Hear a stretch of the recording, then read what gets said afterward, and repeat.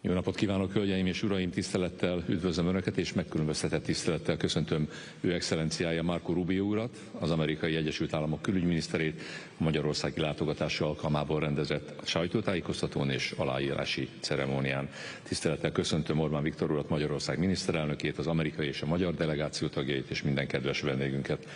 Mai eseményünkön megállapodás aláírására kerül sor az Amerikai Egyesült Államok kormánya és Magyarország kormánya között a polgári célú atomenergia programmal kapcsolatos magyarországi együttműködés elősegítéséről.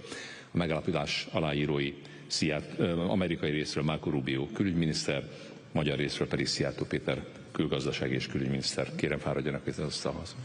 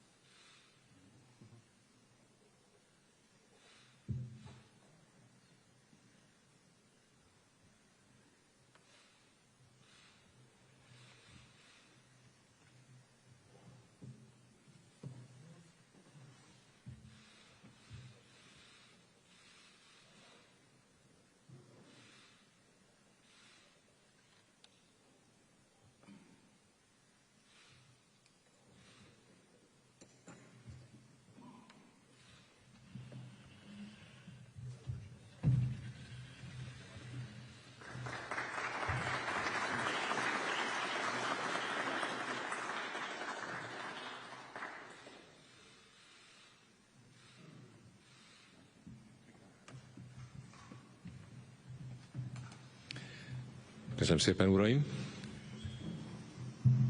Most pedig felkérem Orbán Viktor urat, Magyarország miniszterelnökét, hogy tegye meg nyilatkozatát. Jó napot kívánok, tisztelt hölgyeim és uraim, mélyen tisztelt külügyminiszter úr! Ez a hét is jól kezdődik. Még csak hétfő van, és már túl vagyunk egy Egyesült Államokból érkezett külügyminiszterrel folytatott szívélyes, baráti és komoly megbeszélésen.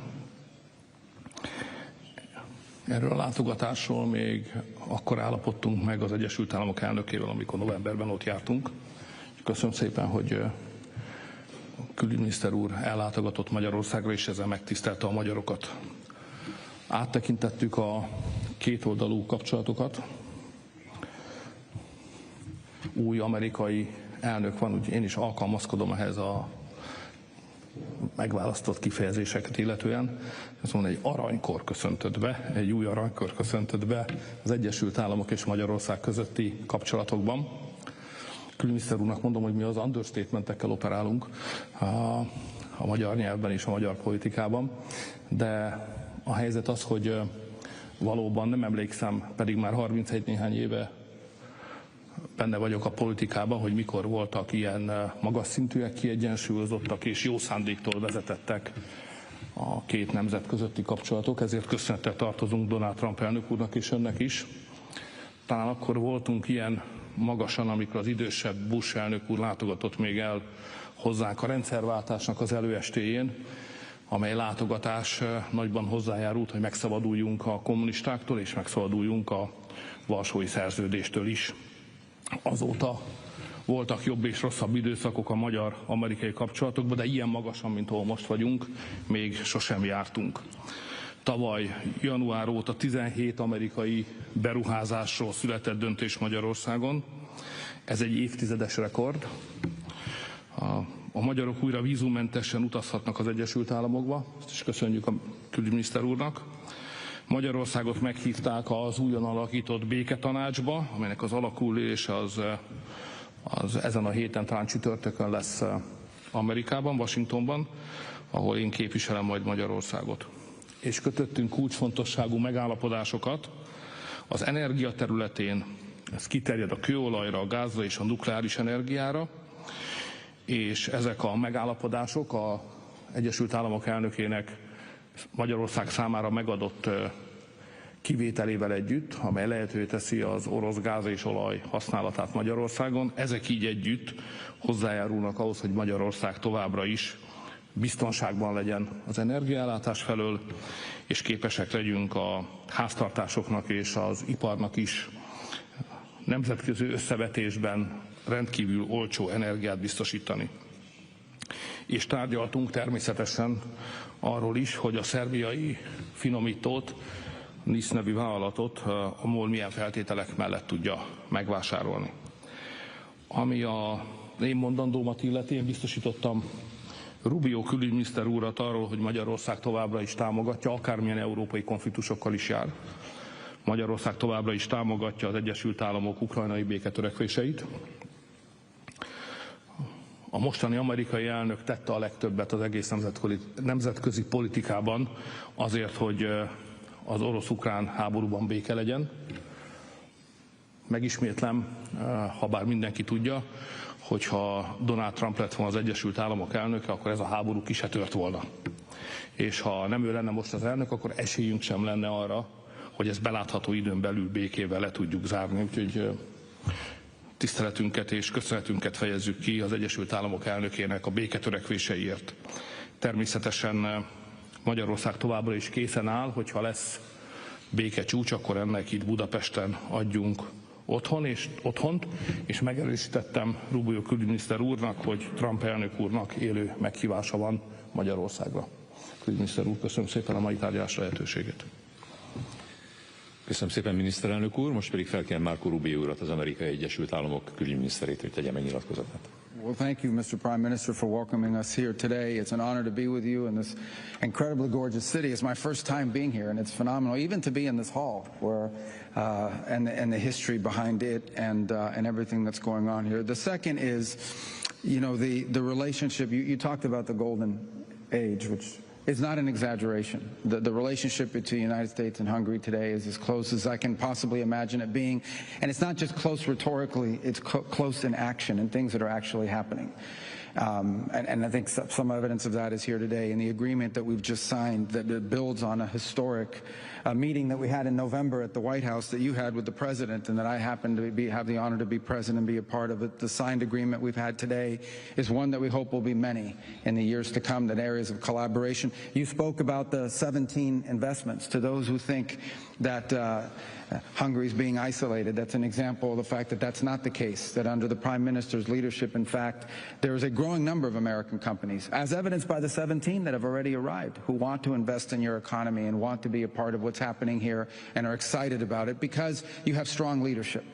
Because you have leadership that we know are going to protect investments and allow it to continue to be a place that's friendly for business and be competitive with rules that are competitive that allow businesses to grow and prosper in comparison to other places.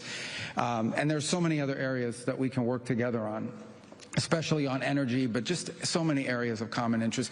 But I have to say this because it's important to understand. We are entering this golden era of relations between our countries, and not simply because of the alignment of our people, but because of the relationship that you have with the President of the United States. I don't think, you know, it is any mystery, and should not be a mystery to anyone here, how the President feels about you, how he interacted with you in his first term as President, and now in his second term as President, that relationship's grown even closer. And it's important to understand how important the relations between leaders are to the relations between countries. We are, at the end of the day, we are still human, we are still people, and that person-to-person connection that you've established with the President has made all the difference in the world in building this relationship and in hopefully growing this relationship even more. It is the kind of thing that I think, for example, I can say to you with confidence that President Trump is deeply committed to your success, because your success is our success. Because this relationship we have here in Central Europe through you is so essential and vital for our national interests in the years to come, that you know, if you face financial struggles, if you face things that are impediments to growth, if you face things that threaten the stability of your country, I know that President Trump will be very interested because of your relationship with him and because of this importance to this country, to us, to finding ways to provide assistance if that moment ever were to arise, and obviously with regards to finances and the like. I also think it's the reason why in your visit in November you saw an extension and a suspension of the imposition of sanctions and allowed to move forward on energy. It was because of that personal relationship. It's because we want you to continue, because we want this economy to prosper, we want this country to do well. It's in our national interest. Especially as long as you're the prime minister and the leader of this country, it's in our national interest that Hungary be successful. It helps America, and obviously it helps you. So it's an honor to be with you here today. We have a lot that we can continue to work on. We also want to thank you, and I want to thank you on behalf of the President of the United States for the indispensable role you played on the Board of Peace. Not everyone's on the Board of Peace, and not everyone, you know, for different reasons, they can be participants or not be participants, but you are, and you've been there from the very first day. And again, a testament to the personal relationship between President Trump and Prime Minister Orbán that I think speaks volumes. The role you play geopolitically, the role you play even outside of this region in affairs involving the Middle East is invaluable and indispensable, and we are very appreciative of it.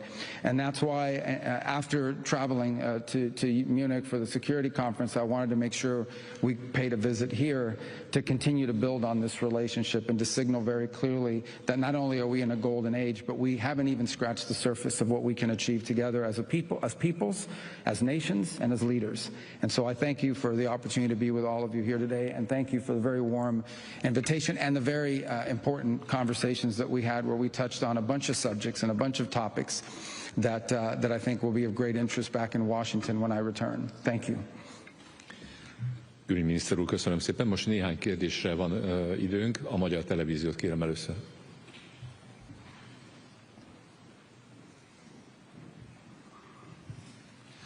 Jó napot kívánok, Mészáros László vagyok a Magyar Televíziótól. Volodymyr Zelenszkij ukrán elnök folyamatosan támadja Orbán Viktor miniszterelnök urat, amiért nem támogatja Ukrajna uniós csatlakozását. Önök miként értékelik ezt a politikai akciót, politikai támadást egy NATO tag és egy uniós taggal szemben? Köszönöm. És kitől kérdezte ezt tőlem, vagy a külügyminiszter? Bocsánat, mindkettejüktől kérdezném természetesen. Igen. Nem akarom belerángatni a külügyminiszter urat magyar belpolitikai diskurzusokba. Ha megengedek, akkor válaszolok először. If you allow me, I start to answer first to this question.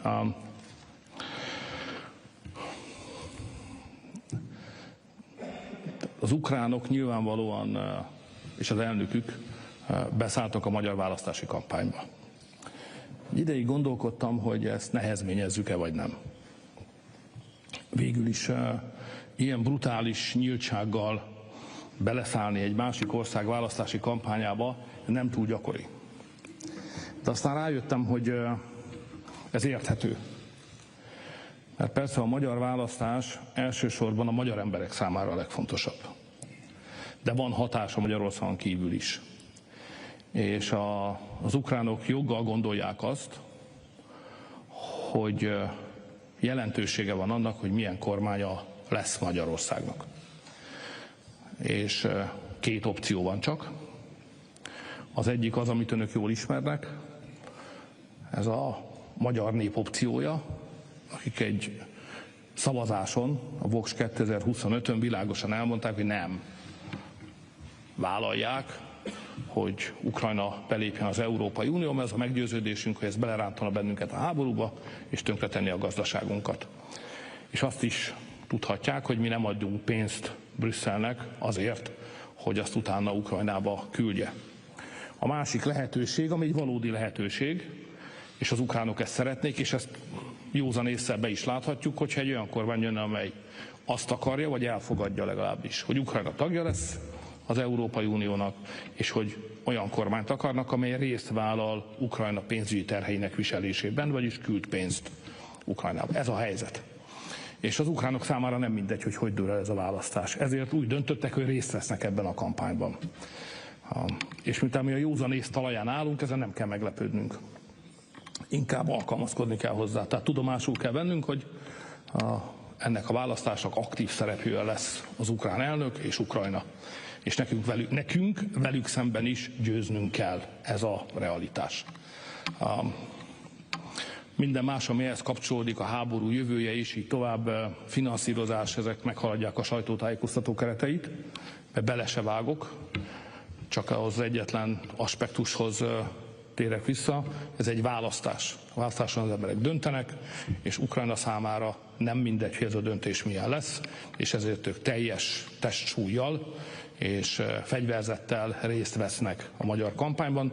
Tudjuk egyébként, hogy finanszírozzák is az ellenfeleinket, tudjuk, hogy ez hogyan történik, ez egy leírt, jegyzett, ismert dolog, de még egyszer mondom, nem fölháborodni kell, hanem tudomásul kell venni, hogy ez a választási kampány Magyarországon nemzetközi dimenzióval is rendelkezik. Más irányba is, de az ukrán irányba egyértelműen. Ezért ez egy fontos nemzetközi esemény, nem csak a magyaroknak, hanem, mint az ukránok például mutatja, más, nálunk nagyobb népeknek is fontos.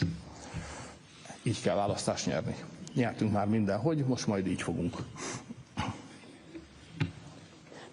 Well, my only comment is the United States' interest is to see the war end, and we want to do what we can to make it end. We're the only nation on earth that apparently can get both sides to the table to talk.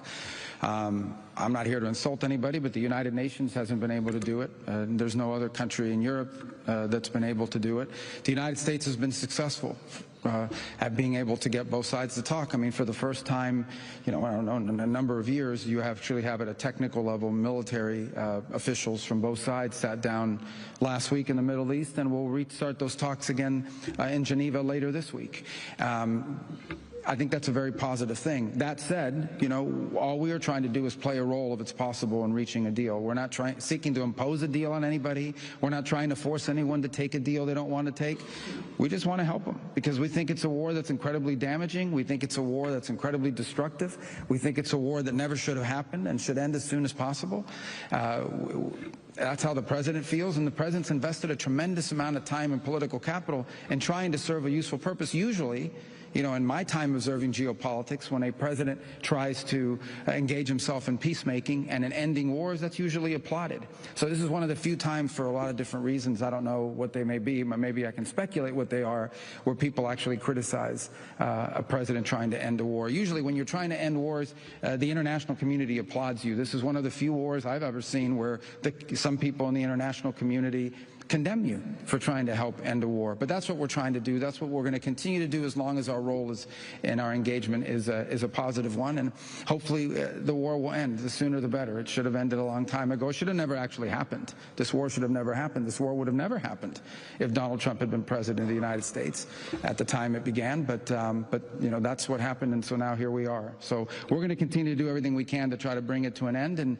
And if we can be successful at it, I think the world will be a better place. And if we can't, then unfortunately the suffering and the dying and the killing will continue, and that's not good for anybody, but that's where we find ourselves. So hopefully we can stop it, but let's see. Next is CBS News, please. Olivia.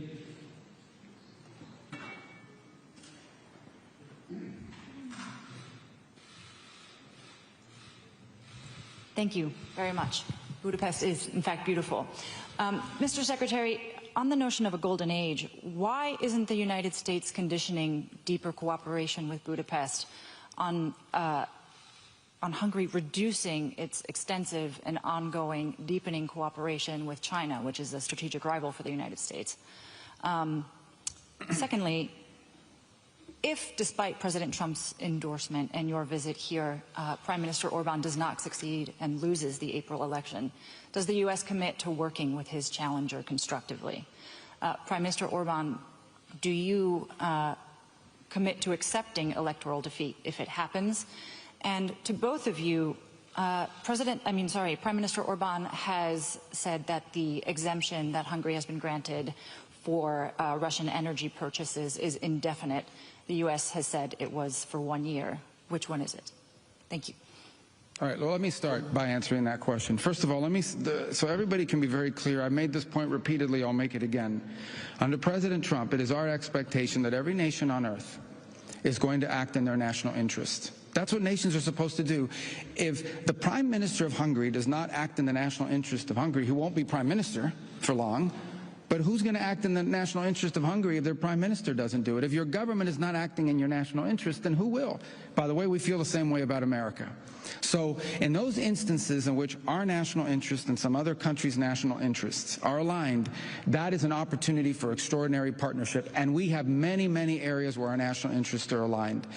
Where they're not aligned or where we have some differences, that's where that alignment and the other issues. That's where this relationship, that's where these deep ties to one another are so important, because that's where you can find accommodation, that's where you can hear each other out, that's where maybe you can work together on.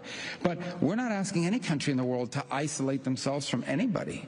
We understand that every country in the world has to deal with the reality of their geography, of their economy, of their history, and of the challenges of their future. We will obviously share with partners and friends concerns we may have about certain things, but as an example, the United States, you mentioned China as an example. Okay, we have trade and relations with China. The President of the United States is going to travel in April to China. Why? Because China's a big country. It's got 1 billion-something people, second largest economy in the world. They have nuclear weapons. It would be crazy. Okay, it's insane for the United States and China not to have relations and interact with one another. Now, two big countries like this, do we have differences? We absolutely do. And we'll have to manage those differences. And some of those differences are things we've spoken very frankly and clearly and repeatedly about the fact that it is not good for the world. It's not good for anybody to rely on one country or one economy for 90% of anything, especially things like critical supply chains. This is a reality. We want to diversify supply chains around the world. We've spoken clearly about it. That's not an anti-China thing. That's just the reality that over-dependence on one source is not good, and especially when there's been a willingness in the past to use it as leverage against each other. But we expect we pursue these things within the context of the U.S. national interest, and that's why we met with the Chinese in South Korea earlier in the year, and we're able to reach an understanding on some trade matters. That was a mutual interest between us and them. So geopolitics is difficult because it requires a little bit of maturity and seriousness.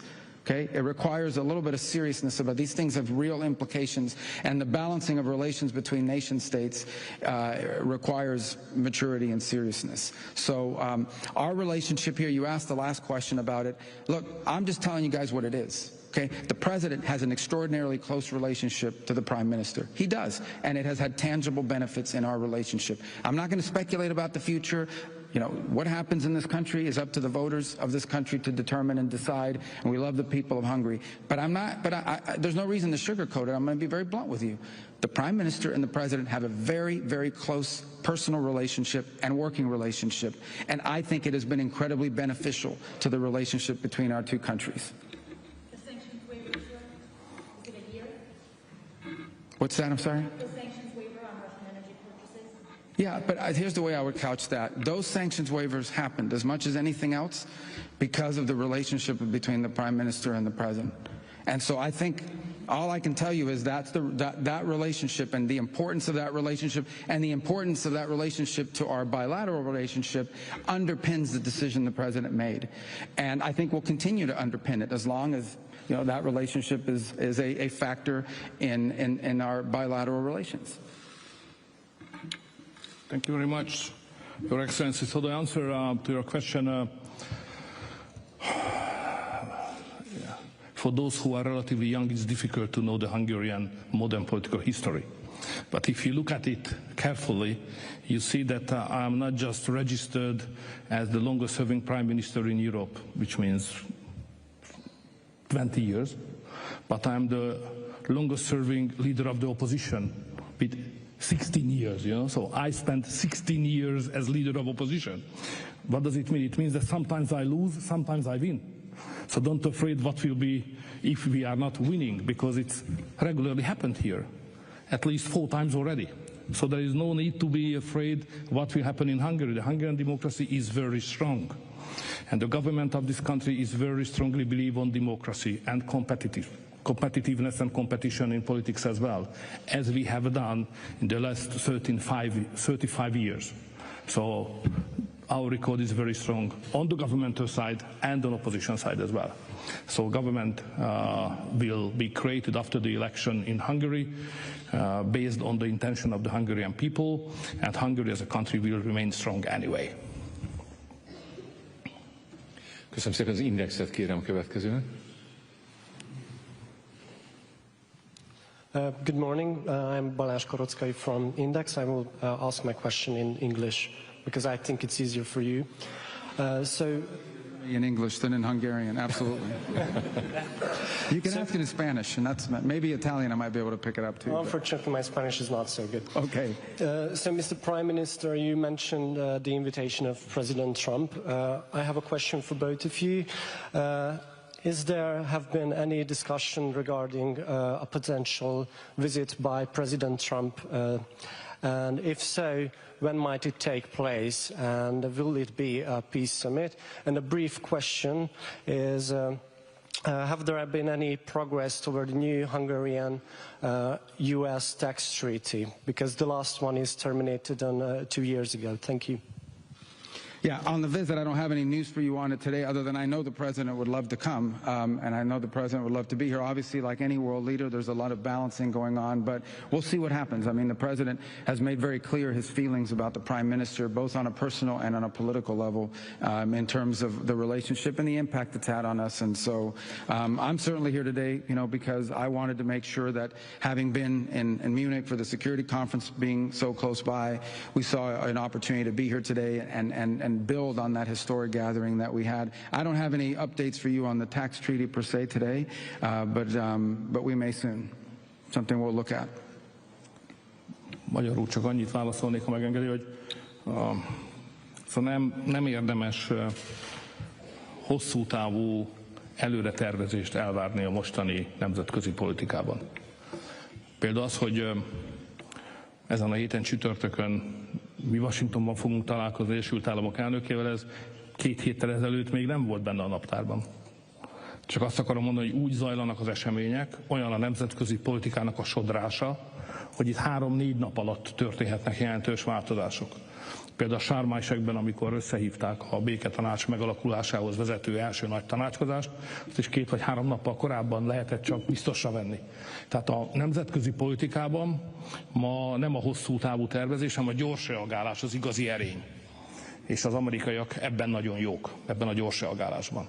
Úgyhogy azt, hogy most nem tudunk semmi biztosat, nem jelenti azt, hogy nem fog megtörténni. Sőt, lehet, hogy pont az ellenkezőjét jelenti. Minél kevésbé tudunk az biztosan, annál valószínűbb, hogy megtörténik. Ezt se zárjuk ki. Hát így állunk. Köszönöm. Az utolsó kérdés a Reutersnek adom.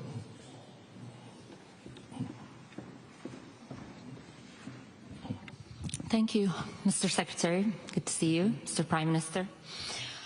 I just 2 questions, Mr. Secretary. Iran is pursuing a nuclear agreement with the US that it says would deliver economic benefits for both sides. Is that acceptable for the US, even if it doesn't cover Tehran's ballistic missile program? Recently, a US immigration judge has ruled that there were no grounds to deport Tufts University student who wrote an op-ed on Gaza.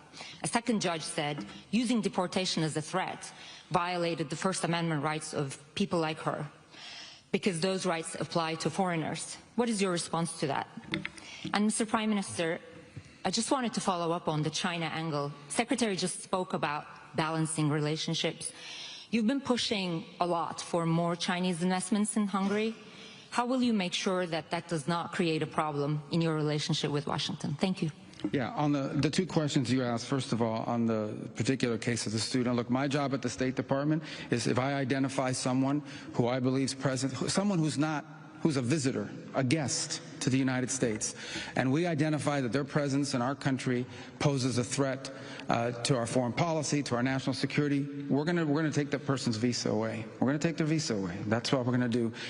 We've done that in a lot of cases over the last year. We've done it. Fact is that, visas are not a right. I've said this repeatedly. I don't know why it's so hard for some to comprehend it, so let me repeat it again. A visa, no one's entitled to a visa. There is no constitutional right to a visa. Okay, a visa is a permission to enter our country as a visitor. If you enter our country as a visitor, and as a visitor in our country, be it a student, a tourist, a journalist, whatever you want to be, and you undertake activities that are against the national interest and national security of the United States, we will take away your visa. In fact, if we knew you were going to do it, we probably wouldn't have given you your visa. That's what we do. The decision to remove someone from our country after we take away our visa, that belongs to other agencies of our government. As far as judges are concerned, concerned, judges, that's a different branch of government. They're not going to tell us how to conduct the foreign policy of the United States. If they have an issue with the process by which someone was removed, then obviously that's an issue for other agencies in our government that are involved in enforcing that. All I can opine to you on is taking away someone's visas. And no judge is going to tell the executive branch how to conduct foreign policy, because that's not up to judges, that's up to the executive branch. On your first question about Iran, look, doing a deal with Iran is not easy. I said it yesterday, I'll repeat it again today. I mean, we have to understand that Iran ultimately is governed, and its decisions are governed by Shia clerics, radical Shia clerics, okay? These people make policy decisions on the basis of pure theology. That's how they make their decisions. So it's hard to do a deal with Iran. We've always said it's hard, but we're going to try. That's what the president is trying. I'm not going to prejudge those talks. I'm certainly not going to negotiate with Iran here in front of the press and on the stage. Our negotiators are on their way there now. They'll have meetings. We'll see what happens. We're hopeful there's a deal. The president always prefers peaceful outcomes and negotiated outcomes to things. He's a president that's shown his willingness to talk to anyone and meet with anyone. And I think if there's an opportunity here to diplomatically reach an agreement that addresses the things we're concerned about, we will be very open and welcoming to that. But I don't want to overstate it either. It's going to be hard. I mean, we're dealing, it's been very difficult for anyone to do real deals with Iran because we're dealing with radical Shia clerics who are making theological decisions, not geopolitical ones. But let's see what happens. I hope it works out. We all hope it works out. Válaszoltok magyarul, ugye? May I answer in Hungarian? Okay.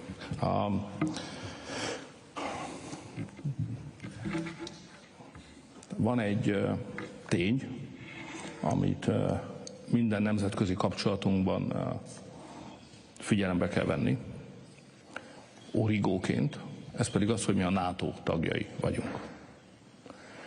És ez azt jelenti, hogy a biztonsági kérdések területében ez kijelöli a másokkal való együttműködés határait. Sőt, Magyarország biztonsági kérdésekben csak NATO tagállamokkal működik együtt. Ami azon túl van, vagyis kereskedelem, ott pedig annak vagyunk hívva, hogy minél több mindenkivel működjünk együtt. Ha pedig a mi együttműködésünk valakinek nem tetszik, bármely partnerünknek, majd szól. És ha szól, akkor majd megbeszéljük. Én több mint 30 éve dolgozom együtt amerikaiakkal. Az öreg, idős Bush elnök volt az első, akivel találkoztam. Azóta már nem is tudom, hányadiknál tartunk. És nekem van egy tapasztalatom az amerikaiakról. A legjobb, ha egyenesen és nyíltan megmondasz mindent. Tehát mi nyílt lapokkal játszunk.